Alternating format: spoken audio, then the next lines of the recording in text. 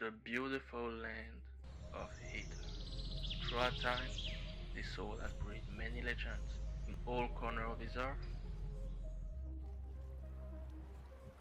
Sea,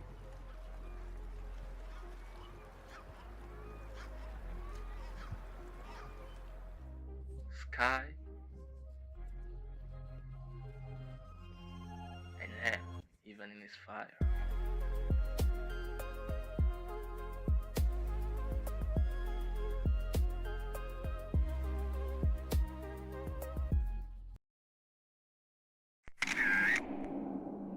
Our story starts in the impoverished reservation of Ashenval, where hunger and misery run rampant, and where the unluckiest of the Fire Nation, no, not them, live and die. And on this cold ground, a baby was born. A girl. Just another girl. Born on the lower end of the stick. It will be normal for her to give up, right? You're not normal, aren't you? I sacrificed everything to get here. Everything. And now, I've reached the past. The charge! He has been able to finish! 5 does it! He'd been looking for that against Crag the entire time! Clairen, flame of about Clairen Flames of Salvation, the ninth playable character of the Unravel of Aether series, and third member of the Fire Nation.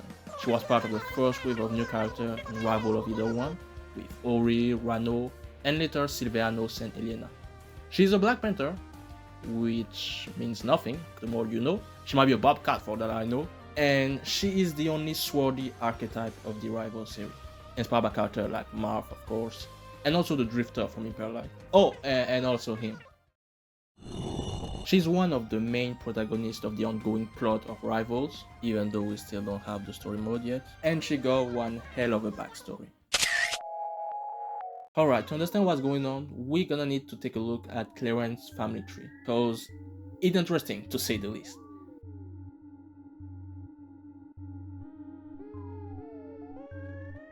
She is the granddaughter of Clairen, ex-leader of the Smoke Clan, a clan of Renega living away from the Fire Capital, following not the teaching of the Flame, but of the Smoke. We do not know a lot about this clan. Are they considered a threat by the Fire Capital? Were they plotting against the Empire? We do not know. What we know, however, is who is the new leader of the clan, and it's none other than Forceburn, another playable character and grandfather of Clairen. He is also the dude with the up smash that don't connect, but we weren't about to talk about that. Fun fact about this video is that I had a whole section hating on his ass, but it was made before the recent patch and also before the mouse and everybody being fucked up. So I'd like to apologize to all Forceburn main, even though I didn't say none, but you struggling way more than me. Plus he's still the kid of the Fire Lord, so I'ma shut the fuck up before I finna get exiled. A government entity named Fire already sent me a letter, I'ma lay low right now. Also, yeah, you heard well, Force is royalty, or rather, he was. You see, way before Clairen's birth, in the Fire Capital, we had two princes. Zedderburn, younger brother of the Fireland family, is known to be the most talented warrior of the Fire Capital, for many wars in their name, and known as hero amongst his peers. His dedication was always admirable, but his blind allegiance to the Flame would be his downfall. But I ain't even about to talk about that right now. And then we got Force, known as the Bomb. He was the chief diplomat of the Fire Capital, so yeah, the country known as being really belligerent. Yeah, he was the diplomat, so you know why I call him a bomb. But to be fair, he was mainly the right hand of the king, taking care of threats to the kingdom in the shadows. He was known by his people, but a lot of his work was in the shadow, like I said. People didn't have the same trust that they have with Zedderburn. Basically, Zedderburn overshined him. I mean, Zedderburn loved to shine, or we know that, Zedderburn loved to shine. But yeah, a lot of Forceburn work was staying in the shadow while keeping an eye on the kingdom, and especially on the Fire Council. People closest to the king that were plotting a coup against him. But hey, that's a story for a whole nother episode. Long story short, they slammed out the king, that's all. They put evidence that Force did it, he got beat up and banished. Yeah, and the rest is history. That we don't know yet, but the last thing you see before it gets slammed out in Fire Capital, that's unfortunate.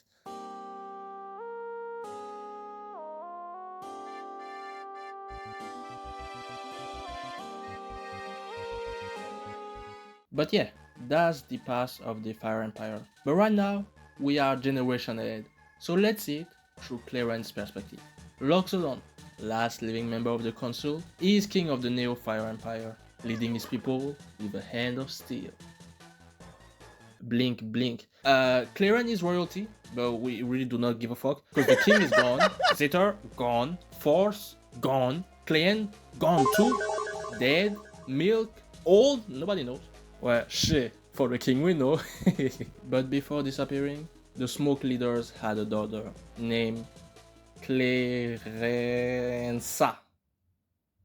Like Dedas, she is, you understand, the mother of Clairen.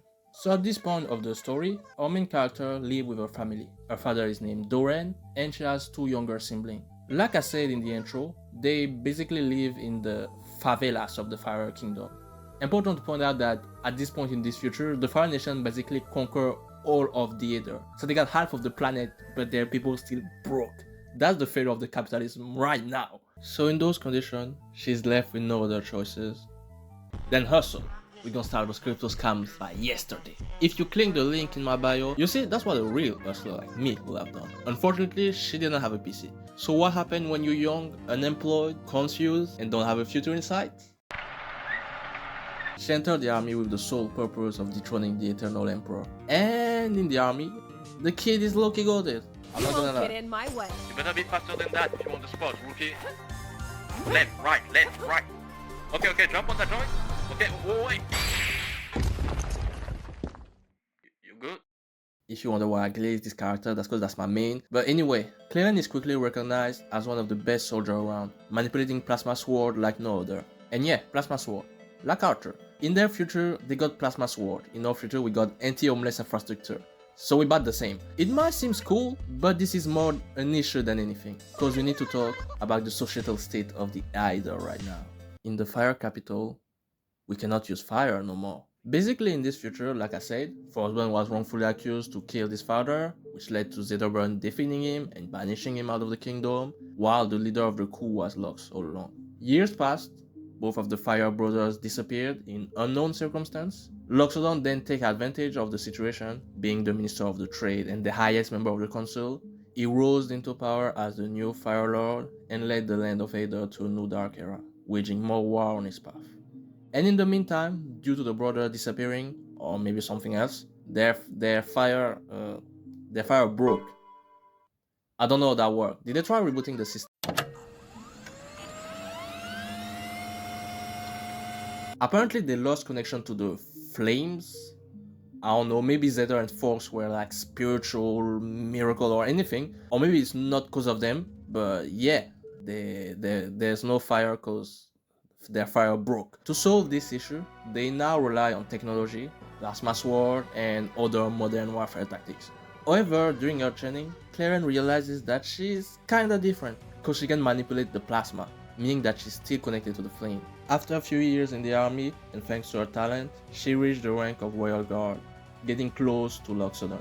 And her seeing through the Emperor's evil plan, she decided to put a stop to it, hoping that it would bring the flame back to her people. Amateur. You won't get in my way. Death to the Eternal Emperor! Clairen, what you doing? He's in front of you. Beat his ass! Okay, there you go. Drop. Oh, what? Oh. She lost. The matchup is like 7:30. Yeah, that's not normal. Something was not right. It was not based Loxodon. It was actually a cyborg. I don't know why I said it like that. Throughout those decades of war and conquest, Loxodon upgraded his body through technology. It also explains why he's still around, but also is an elephant, so he might live longer than other animals. But anyway, after her defeat, she is locked up and set to be executed. However, her courage did not go unheard, and brought a wave of rebellion in Neo Fire City. And in the last minute, she's helped by the rebellion and a mysterious scientist to escape this timeline and defeat Loxodon while he's still defeatable. Important to notice that she was helped by the same scientist that created Mechalox, so... But yeah, that's about all we know for now. Clairen is a sword wielder, in a dark timeline under the threat of an invincible cyborg, so she's going to the past to get help from her family to defeat him before he gets too strong. Yeah, never saw that anywhere. Now get the fuck off my channel. Shut up, nigga. Thanks for watching this episode of The Lore of Aether or something like that. Always wanted to do a series like that where I talk about the lore of... I'm gonna shut the fuck up real quick.